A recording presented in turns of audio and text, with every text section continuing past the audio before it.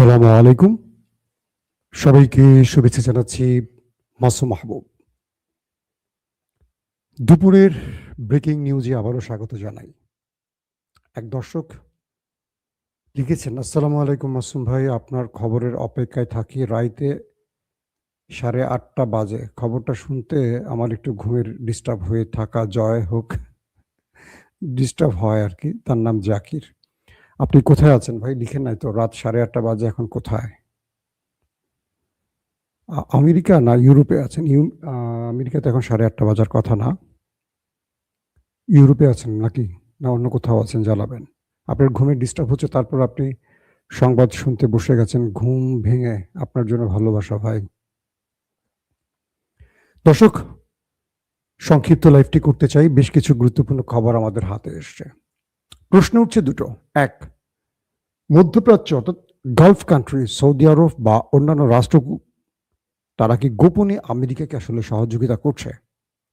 New York Times থেকে শুরু করে মার্কিন বেশ কিছু গুরুত্বপূর্ণ খবর গণমাধ্যম সৌদি আরবের মোহাম্মদ বিন সালমানকে দায়ী করে বলছেন যে তিনি গোপনে আমেরিকাকে সাহায্য করছেন এবং ইরানকে শেষ করে দেওয়ার পরামর্শ দিচ্ছেন।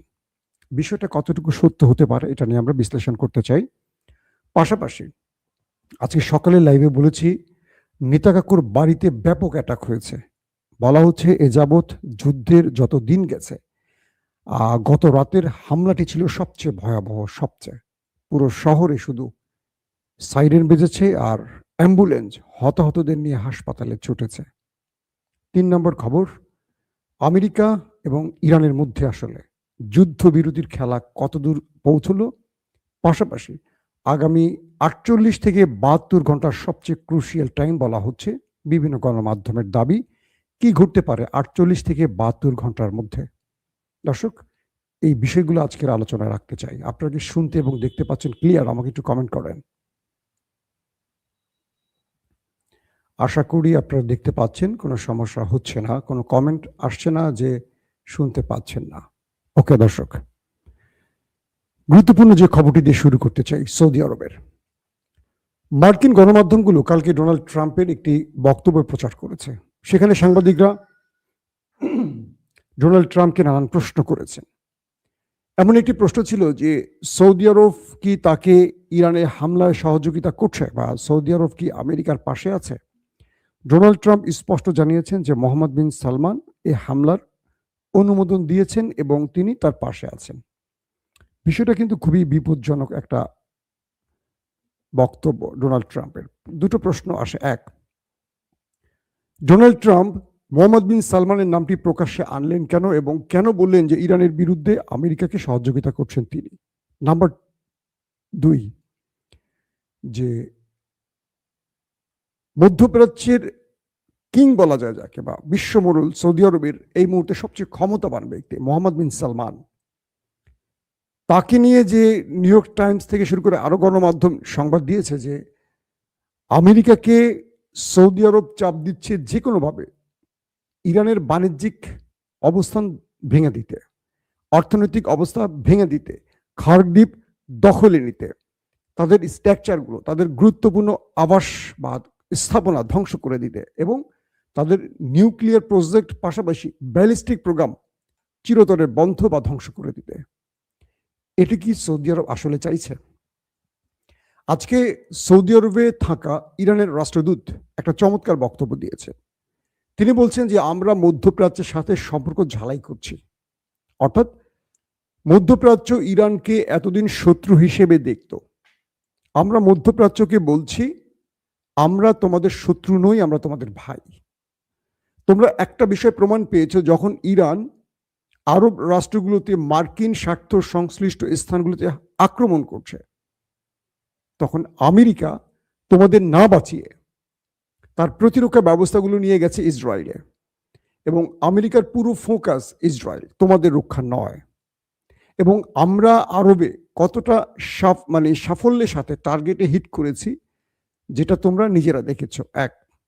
2 নম্বর, আরবের বিভিন্ন জ্বালানি বা তেল ক্ষেত্র বা গুরুত্বপূর্ণ স্থানগুলো যেগুলো মার্কিনীদের নয়, আরবের, এই হামলাগুলো আমরা করিনি। এই হামলাগুলো করেছে কারা? কোনো রহস্যজনক শত্রু।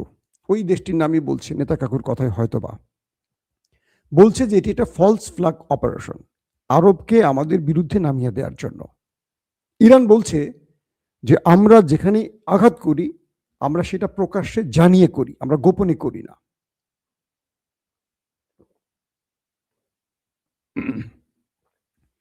ইরানের স্পষ্ট বক্তব্য, আমরা যেখানে আক্রমণ করেছি এ যাবৎ প্রতিটি জায়গা বর্ণনা আমরা আমাদের বক্তব্যে বা আমরা আমাদের যিনি মিডিয়া উইং এর জেনারেল আছে ইরানের, তার ইব্রাহিম নাম, তাকে দিয়ে জানিয়ে দিয়েছি এবং আমরা অগ্রিম সতর্কতা বার্তা পাঠিয়ে আক্রমণ করেছি। আরামকো, প্রিন্স সালমান ঘাঁটি বা যে জ্বালানি কেন্দ্র বা আরো যেই স্থানগুলোতে হামলা হয়েছে এগুলোর দায়ী ইরান নয়, এগুলো কোনো ভিন্ন শত্রু যারা মুসলিম দেশগুলোর মধ্যে যুদ্ধ ছড়িয়ে দিতে চায়। পাশাপাশি তিনি আরো বলেছেন যে আমাদের মধ্যে অতীত যে বিভাজিত সম্পর্কটি, এটি আর বিভাজন নয় বরং ঐক্যবদ্ধ হওয়ার সময় এসছে। আরবকে মনে রাখতে হবে আমাদের শত্রু অভিন্ন, আমরা নিজেরা যতদিন ভিন্ন হয়ে থাকব, আলাদা হয়ে থাকব, শত্রুরা চেষ্টা করবে আমাদেরকে ফাটল ধরাতে এবং আমাদের মধ্যে আমাদেরকে দুর্বল করার জন্য বারবার আঘাত করবে। তার বক্তব্যটি স্পষ্ট হয়ে গেছেন, আপনারা জেনে কি বোঝাতে চেয়েছেন। এখন প্রশ্ন হলো, সৌদি আরব আদৌ কি আমেরিকাকে ইরান ধ্বংসের পরামর্শ দিচ্ছে কিনা? দুটো প্রশ্ন। এক, সৌদি আরব যদি এমন কোনো কাজ করে থাকে কখনো মার্কিন গণমাধ্যম কি এগুলো প্রকাশ করবে? দুই, ডোনাল্ড ট্রাম্প কি মোহাম্মদ বিন সালমানের নাম প্রকাশ্যে আনবে? তিন, হতে পারে এক, ইরানকে খেপিয়ে তোলার চেষ্টা করছে সৌদি আরবের বিরুদ্ধে যাতে ইরান বড়সড় আক্রমণ করে সৌদির উপর আর সৌদি এই যুদ্ধে জড়িয়ে পড়ে বাকি মুসলিম দেশগুলোকে নিয়ে।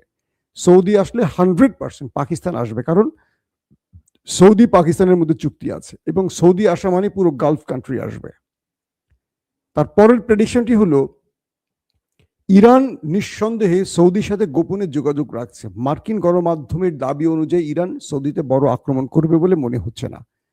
আরেকটি ব্যাপার, আমেরিকান গণমাধ্যম বা ডোনাল্ড ট্রাম্পের বক্তব্যের পর আমরা সৌদির রাষ্ট্রীয়ভাবে তাদের বিবৃতি আশা করছি। এখন পর্যন্ত কোনো বিবৃতি আমরা পাইনি। আশা করব মোহাম্মদ বিন সালমান প্রশাসন এই ব্যাপারে বক্তব্য রাখবেন। 2 নম্বর বিষয়, রাতে নেতা কাকুর বাড়িতে, যেটি আমি আজকে সকালে লাইভে বলেছি 11টার সময়, বড় আকারে আক্রমণ হয়েছে। পুরো দেশটির মধ্যে শুধু মিসাইলের পর মিসাইল ঢুকেছে, ড্রোনের পর ড্রোন ঢুকেছে। দেশটির বিভিন্ন গণমাধ্যম দাবি করছে যে এ যাবৎ ইরান যতগুলো আক্রমণ করেছে, গত রাত ছিল সবচেয়ে ভয়াবহ রাত, সবচেয়ে ভয়াবহ রাত। সারা রাত দেশটির ভেতরে সাইরেন বেজেছে, একটার পর একটা অ্যাম্বুলেন্স হতাহতদের নিতে এসছে। এমন রাত সেই দেশটি আগে কখনো দেখেনি। যারা বর্ণনা দিয়েছেন তারা বলছেন যে এটি তাদের জন্য একটি ভয়ঙ্কর অভিজ্ঞতা। ইরান এত বড় আক্রমণগুলো এখন শুরু করেছে কেন? নাম্বার 1, ইরান আমেরিকাকে সহনশীল পর্যায়ে মার দিচ্ছে।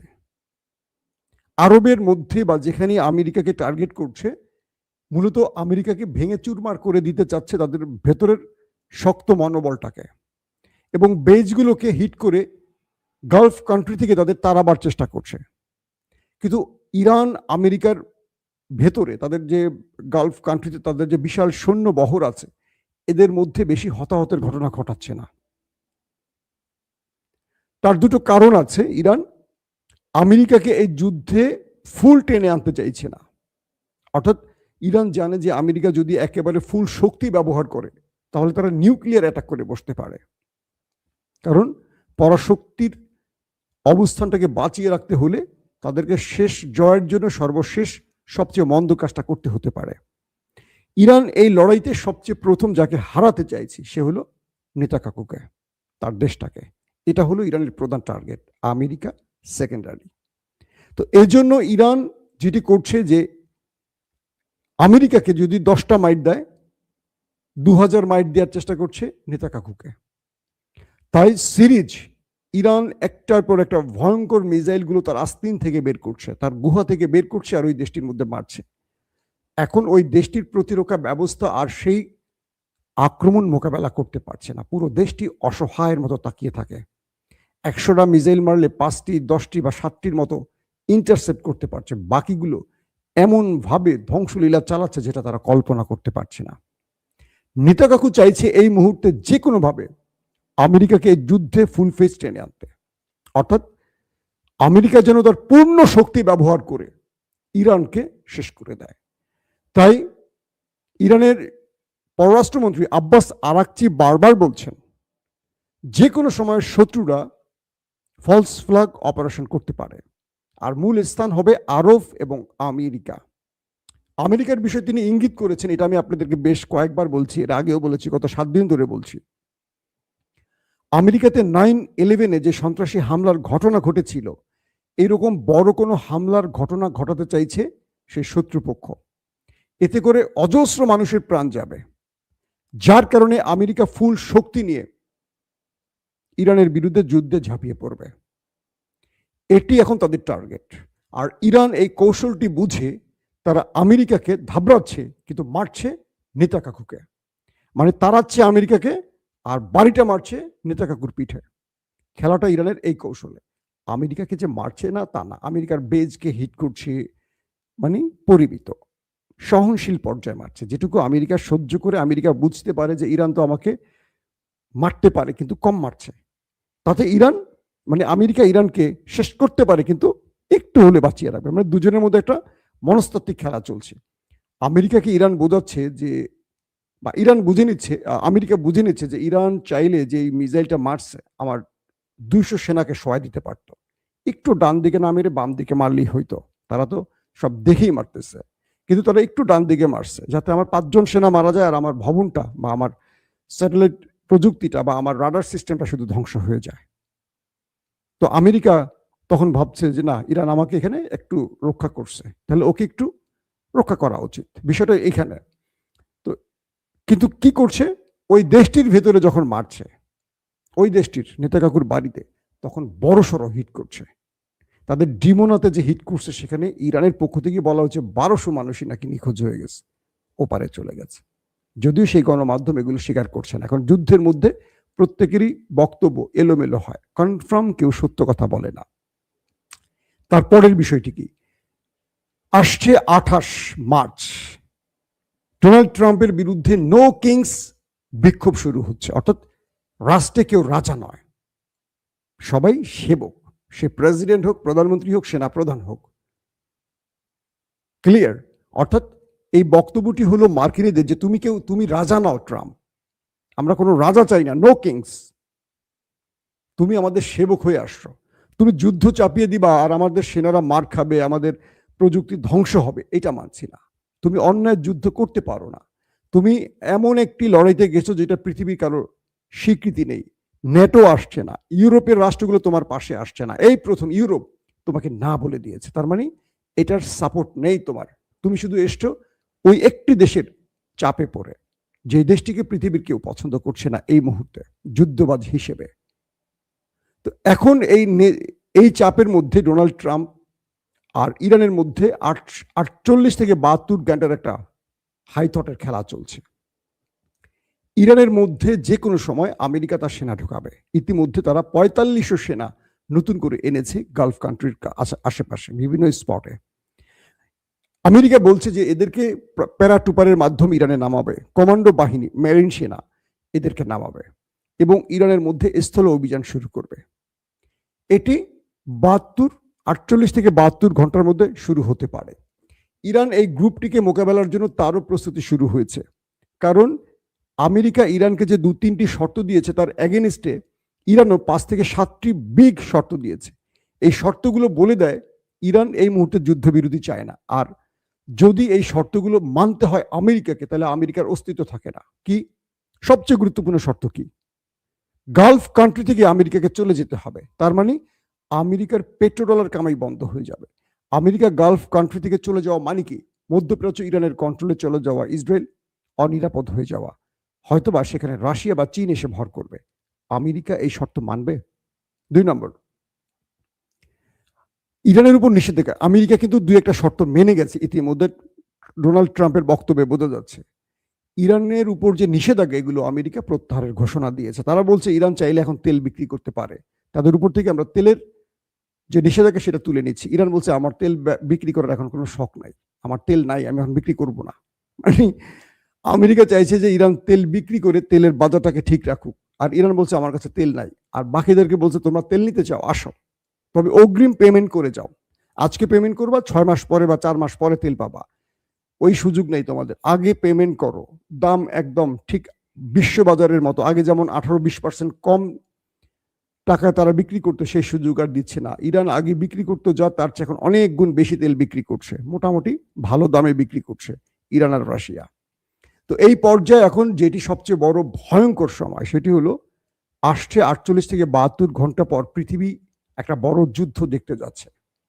সেটা হলো আমেরিকা ইরানকে পুরো দখলে নেওয়ার চেষ্টা করবে, আর ইরান আমেরিকাকে একদম দোলে মুচড়ে বিদায় করার চেষ্টা করবে।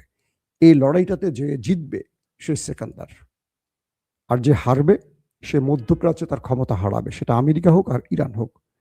তাই শুক্রবার দিন থেকে আমাদের খুব ভয়ঙ্কর দিন শুরু হতে পারে।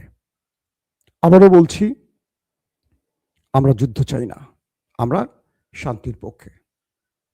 কিন্তু যে যুদ্ধটা শুরু হয়েছে, এই যুদ্ধের তেজ পুরো পৃথিবীতে ছড়িয়ে পড়েছে, পুরো পৃথিবীতে। এটা যারা শুরু করেছে তাদেরই বন্ধ করতে হবে, যে কোনো শর্ত মেনে হলেও যারা শুরু করেছে তাদের বন্ধ করতে হবে। আর আমেরিকার উচিত হবে ওই দেশটির বুদ্ধিতে তারা যেন ফুল ফেজ যুদ্ধে না জড়ায়, তাহলে পৃথিবী আরেকটা ভয়ঙ্কর অন্ধকার সময় দেখবে। কারণ ইরান ছেড়ে দেবে না, ইরান শেষ হওয়ার আগে পুরো গালফকে শেষ করে ফেলবে, ওই দেশটিকে, নেতাকাকুর দেশটিকে পুরো মিশিয়ে ফেলবে। তার আস্তে, তার গর্তে, তার পকেটে আছে ভয়ঙ্কর কিছু। দর্শক, বিদায় নেব, আজ রাতে আবারও হাজির হব, সেই পর্যন্ত প্রত্যেকে ভালো থাকবেন। আল্লাহ হাফেজ।